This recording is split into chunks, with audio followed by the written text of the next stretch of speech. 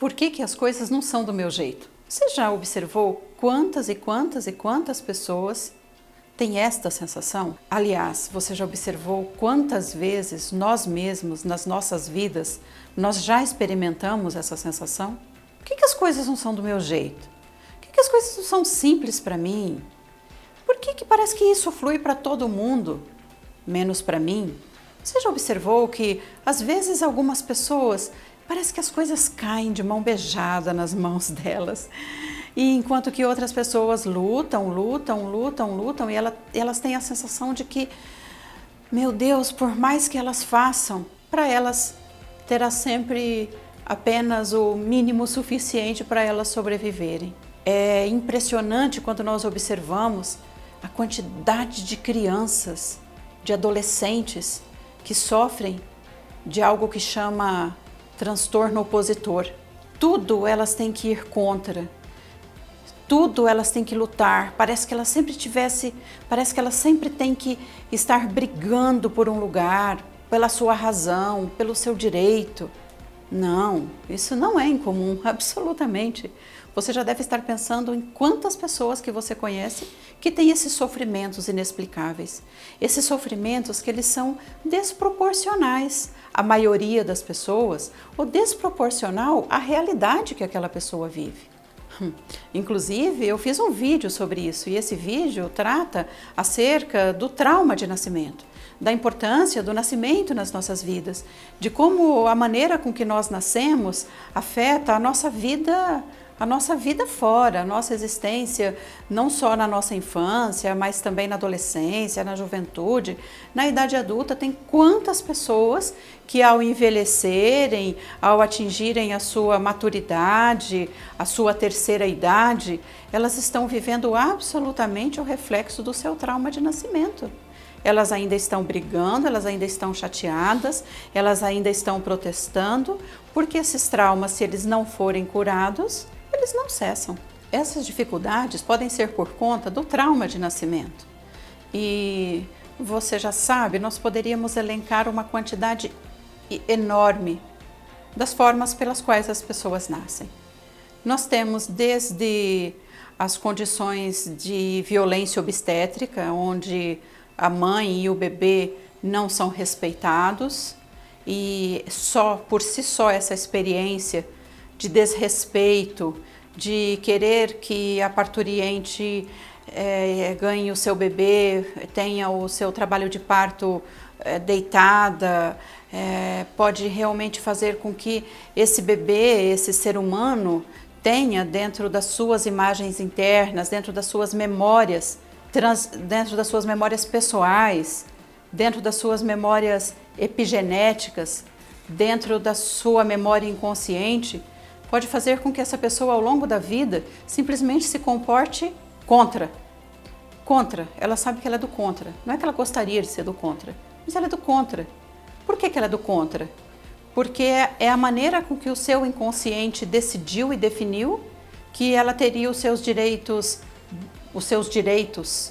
respeitados, os seus direitos de seguir o movimento do corpo, de seguir aquilo que realmente empodera, de seguir aquilo que realmente traz as soluções. Se essa foi uma condição experienciada durante o seu nascimento, de ter privado o seu direito de seguir a sua intuição, de seguir aquilo que ela precisava para realmente o nascimento se dar de uma forma bem-sucedida, você pode ter certeza absoluta que nós vamos encontrar essas pessoas pela vida fora se opondo. Elas vão se opor. Se você falar A, elas falam não, não é bem assim. E nós vamos perceber como padrões que essas pessoas experienciam. E isso se dá muito na profissão. Você pode imaginar uma pessoa que não teve o seu direito humano, orgânico, do seu organismo, da sua fisiologia, não respeitado durante o seu nascimento? Essas pessoas podem estar num ambiente de trabalho e elas simplesmente não perceber o quanto de limite que elas têm e que deve ter esses limites respeitados como um direito básico. Como elas não sabem, como elas têm essa distorção, elas poderão, por exemplo, sofrer o que nós chamamos de assédio moral, né, nos ambientes de trabalho. Porque se a primeira experiência delas de parceria não foi respeitada, ela poderá ter outras experiências de parcerias também não respeitadas ao longo da vida. Bert Hellinger fala coisas incríveis acerca dessas memórias primárias que nós criamos a partir do relacionamento com os nossos pais, essas memórias primeiras que nós temos na nossa vida e como que isso determina o nosso futuro. Aliás, Bert Hellinger estudou muito a análise transacional quando lá fala sobre script de vida. Mas sobre isso eu vou falar um pouco depois, ainda aqui no nosso vídeo. Eu gostaria de lembrar você agora, e vou deixar aqui na descrição, um trabalho que eu tenho muita admiração e que corrobora isso que Bert Hellinger fala acerca da mãe, acerca da criatividade e acerca do feminino. Nós temos uma futurista incrível que tem colaborado para a mudança mesmo do êxito, do sucesso na vida das pessoas, que é uma brasileira, uma descendente também de alemães, a Lala Deselin, e ela tem um estudo acerca de fluxonomia, onde ela empodera as pessoas, ela coloca as pessoas novamente em sintonia com a vida.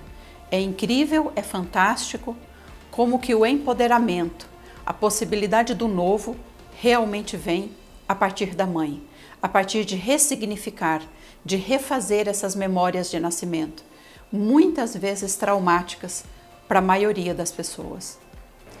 Outro ponto de grande atenção são os relacionamentos. São os relacionamentos conjugais. Por que pessoas tão bacanas estão solitárias? Por que pessoas tão agradáveis ou pessoas tão bonitas, tão elegantes e pessoas que desejam tanto ter relacionamentos conjugais funcionais, duradouros, estão solitárias ou estão vivendo esses relacionamentos tão sofridos e tão disfuncionais? Nós temos também uma autora maravilhosa de uma abordagem que chama Renascimento ou Respiração Consciente, a Sondra Rey. A Sondra, ela fala absolutamente coisas incríveis acerca das memórias de nascimento e acerca dos relacionamentos amorosos, dos relacionamentos conjugais. Aliás, ela chama exatamente de relacionamentos amorosos. Sondra Rey, ela publicou um texto na nossa comunidade digital, Saber Sistêmico. Acesse aqui o link e conheça um tanto mais sobre esse pensamento e sobre as pesquisas e as percepções dessa autora chamada Sondra Rey acerca das memórias do nascimento e dos relacionamentos amorosos. Mas fato é que a maioria das mulheres da década de 50 para cá, elas se tornaram extremamente solitárias ao parir. A gestação sempre foi um ato muito solitário. O parir sempre demandou da realidade feminina, da realidade das mamíferas, sempre demandou essa condição do apoio, do amparo, de sentir-se pertencente, de sentir-se seguro. Nós sabemos que na parteria tradicional, ou a mulher costumava parir sozinha, ou tinha uma comadre, tinha uma mulher da comunidade que atendia, que amparava, e tudo isso dava a condição e a percepção de que eu estou junto, de que eu estou amparado, de que eu posso contar verdadeiramente com os meus relacionamentos. O que aconteceu da década de 50 para cá? Com a hospitalização do nascimento, simplesmente as mulheres passaram a se relacionar muitas vezes com equipes totalmente desconhecidas. Muitas vezes o pré-natal era com uma equipe, depois o parir era com uma outra equipe. Isso tudo fazia e faz com que o inconsciente desta criança que está chegando tome decisões acerca da sobrevivência. Se eu preciso tanto de proteção, se eu preciso tanto de amparo, e se eu encontro aqui são essas pessoas desconhecidas que ameaçam a minha mãe, que a colocam deitada, que não dão um suporte emocional, gentil e respeitoso de tudo que ela precisa nesse momento para me parir com o empoderamento, eu logo vou definir e aprender que os relacionamentos humanos, eles são traiçoeiros, eles são solitários, eles são assim mesmo, eles são disfuncionais. E é como se nesse momento se criasse um imã, uma decisão, uma informação para o campo, como nós estudamos nas constelações, como o Bert Hellinger muito bem ensina para nós, que nós vamos simplesmente atraindo a repetição desses relacionamentos que nós experienciamos ao nascer. Você já tinha se dado conta disso? Tem tantas coisas que nós podemos falar acerca do trauma de nascimento. Aliás, no livro A Verdade sobre o Sofrimento Humano tem um capítulo inteirinho que eu escrevo sobre isso e que fala do resfriado dos nossos filhos, da quantidade de sintomas, de afecções do sistema respiratório, do quanto que eles sofrem, porque a maioria dos nossos bebês, dos nossos filhos, eles não nascem com as condições de temperatura apropriadas para um bebê. Nasce com as condições de temperatura apropriada para a equipe, mas para o bebezinho absolutamente não, é uma geladeira. Você já viu os ambientes de sala de parto como é? E quanto que a temperatura interna de um bebezinho na vida intrauterina está 36, 36,5. Esse bebezinho de repente nasce, pobrezito. Oh meu Deus, que judiação, isso me dói até nas minhas células, até na minha pele. O bebezinho nasce e aí ele se depara imediatamente com 20 graus, né? 18 graus. É óbvio. E aí nós temos ainda um grande mito, né? Até os 3 anos é normal eles sofrerem assim, depois eles ficam fortinhos. Não é que... É normal. É normal porque a quantidade de bebês que nascem em parto hospitalar nessas salas geladas é realmente uma quantidade enorme, enorme, enorme, enorme, enorme, enorme. Portanto, o que vai fugir à regra são os bebês que nascem de parto domiciliar, numa condição climática muito mais apropriada para o bebê. E imagine, então realmente nós vamos ter tantos bebês resfriados, mas como é a maioria dos bebês fica mesmo resfriado até os 3 anos de idade, nós falamos isso é normal. Não, não é normal, isso é trauma de nascimento. Ah, eu já escrevi tanto sobre isso. E talvez se você quiser acessar e adquirir esse livro, eu também vou deixar o link aqui na descrição desse vídeo, porque esse livro está lindo, lindo, lindo, lindo de maravilhoso. É claro, eu poderia ficar aqui horas e horas e horas falando com você acerca da influência dos diversos tipos de nascimento na nossa vida. Tantos, tantos, tantos, tantos, tantos. E é claro, você talvez esteja aí se perguntando, Olinda, e esse tipo de nascimento, o que que faz? E eu tenho tantas alergias, isso tem a ver com o meu nascimento? Tem muito a ver com o nascimento. Mas agora eu não gostaria exatamente de falar acerca dos problemas que acontecem em função do nascimento. Eu gostaria de começar a dizer para você que tudo isso tem solução, que tudo isso tem cura, que não é porque é uma memória traumática, não é porque o nascimento aconteceu há 30 anos, há 40, há 60 anos, que a pessoa não tem como resolver. Aliás, eu quero dizer para você que mesmo para bebês, essas intervenções que eu vou descrever para você aqui, elas têm efetivamente uma condição maravilhosa de cura, elas têm uma possibilidade maravilhosa de aplicação, porque elas se tornam um estilo de vida. Eu quero que você acesse, eu estou lembrando aqui de um vídeo que eu publiquei há algum tempo acerca de intervenções sensoriais. O link para esse vídeo estará aqui na descrição aqui desse nosso vídeo agora. Então acesse ali que você vai poder perceber e conhecer o que são as intervenções sensoriais, o que são as intervenções sistêmicas, porque é por meio delas e é sobre elas que eu quero falar agora que nós podemos efetivamente limpar, nós podemos ressignificar, nós podemos reprogramar estas memórias. Eu falo muito sobre isso no nosso grupo de estudos, aliás, que a minha irmã, a Suzy Guedes, batizou como Jeter, Grupo de Estudos Terapêuticos da Escola Real. Lindo, né? Eu falo muito, muito, muito, muito acerca disso no nosso grupo de estudos. E talvez você esteja se perguntando, Olinda, mas como fazer para resolver isso? E eu estou lembrando, enquanto estou falando para você agora, acerca de um sintoma que faz as pessoas sofrerem demais, demais, demais. E acredito que já tem até publicações no blog Saber Sistêmico acerca desse sintoma, porque é um sintoma que eu escrevo muito sobre ele, porque eu sei que as pessoas sofrem muito dessa situação, que é a fibromialgia.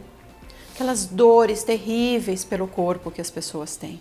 Dores, dores. Eu não sei se você já experienciou isso. Eu, particularmente, já experienciei isso na minha vida, mas graças a Deus eu me curei. E sabe o que é que cura a fibromialgia? Eu não vou falar agora sobre a cura. Eu ainda quero falar para você que a fibromialgia, o que que é? Querida mamãe, cadê o seu colo? Querida mamãe, cadê a sua proteção? Querida mamãe, cadê o seu carinho, a sua presença, o seu contato, o seu acalanto? Que se eu tivesse tudo isso, eu estaria agora tranquilo e relaxado. Como eu não tenho tudo isso, o meu corpo agora está produzindo essa quantidade infinita de dor e essas dores estão me dizendo: mamãe, cadê você? Cadê o seu amparo? Cadê a sua proteção? Cadê esse oásis e esse paraíso que a gente chama de colo de mãe? Então, talvez você já saiba, eu desenvolvi uma técnica linda, maravilhosa com a minha amiga, irmã de alma, a Nandi Mukan, que chama massagem reparentalizadora, que é uma técnica incrível e eu tenho visto muitas pessoas se curarem por meio dessa intervenção sensorial. Porque a massagem reparentalizadora são aquelas mesmas massagens que as mulheres da Índia, elas fazem para os bebês, a Chantala. Nós fazemos isso para os adultos, num ambiente totalmente confortável, num ambiente maravilhoso, num ambiente de cuidado, num ambiente de amor. Você não imagina o milagre que é essa intervenção para pessoas que sofrem de fibromialgia. O que elas estão fazendo? Elas estão fazendo uma reedição, elas estão fazendo um upgrade dessas memórias internas, desse programa interno que foi estabelecido no seu nascimento, ou nos primeiros meses pós-nascimento, que está ainda precisando de acalanto, de proteção, de amparo, de amor, de prazer de contato, de pele. Então o termo reparentalizadora, massagem reparentalizadora ou reparentalização é um termo que vem da análise transacional. Bert Hellinger, ele estudou análise transacional. A análise transacional é um dos pilares das constelações sistêmicas. Aliás, eu ensino muito sobre isso no nosso curso de constelações online, porque a análise transacional é um dos pilares das constelações.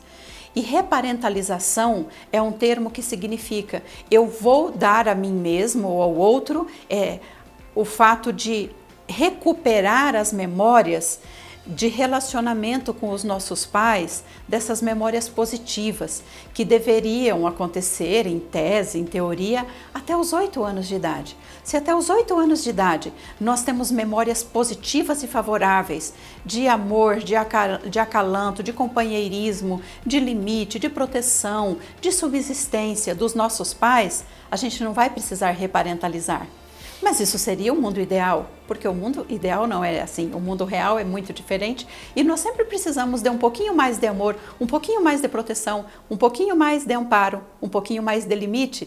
Nós precisamos realmente fazer com que esse repertório ele esteja 101% na nossa vida. É impressionante como que isto cura, quando nós realmente fazemos com que esse repertório de amor ele esteja totalmente suprido desse amor parental, muitos dos sofrimentos se dissipam.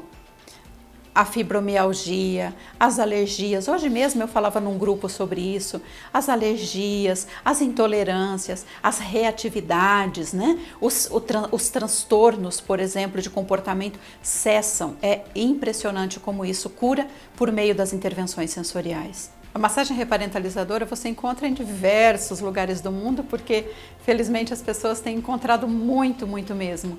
Aqui na descrição do vídeo eu vou deixar um link onde você pode encontrar onde estão esses terapeutas.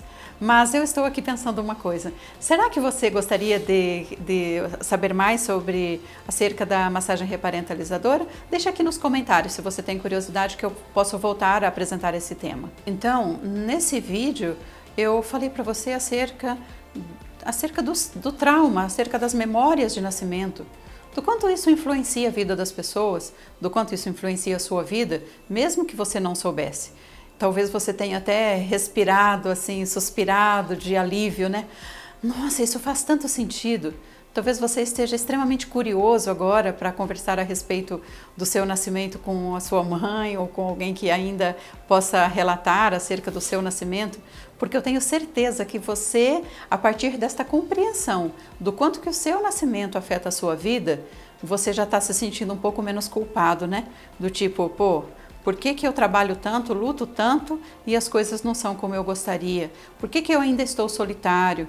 Por que que eu carrego essas reações orgânicas no meu corpo, né? Na minha pele ou nos meus músculos, no meu sistema neurológico? Por que será? Então, nesse vídeo, você descobriu um pouco da verdade acerca do sofrimento humano. E é realmente isso que eu sei que traz a liberdade, que traz a felicidade, que traz a prosperidade. Porque quando nós saímos da ignorância, quando nós podemos acessar conhecimentos consistentes, nós já temos efetivamente a sensação de que, uau, eu acho que eu estou encontrando o fio da meada, e se eu encontro o fio da meada, eu efetivamente posso encontrar a solução. Eu acho que o fio da meada, ele é o interruptor, né, da luz do final do túnel, porque você sabe que você vai precisar caminhar, você vai precisar fazer a sua jornada de cura ela é pessoal e intransferível, e os milagres exigem de nós, exigem dedicação, exigem empenho, e exige também conhecimento. Agora, é incrível, não é? A diferença de quando nós estamos caminhando e sabendo que tem solução, de quando a gente está simplesmente caminhando e sofrendo, sofrendo, sofrendo. Eu tenho certeza absoluta que esse vídeo está sendo na sua vida um divisor de águas. Talvez antes você sentia, estou sofrendo, sofrendo, sofrendo. A partir desse vídeo, a partir dessa aula, você vai ter certeza absoluta. Agora os meus passos podem ser firmes e seguros em direção à solução, porque agora eu sei. Bom, você sabe a consistência dos conteúdos que eu trago para você e você sabe que isso pode ser útil para tantas outras pessoas. Então inscreva-se aqui no meu canal, porque aí você vai receber avisos, porque frequentemente eu estou trazendo conteúdos para mudar a sua vida aqui, gratuitamente.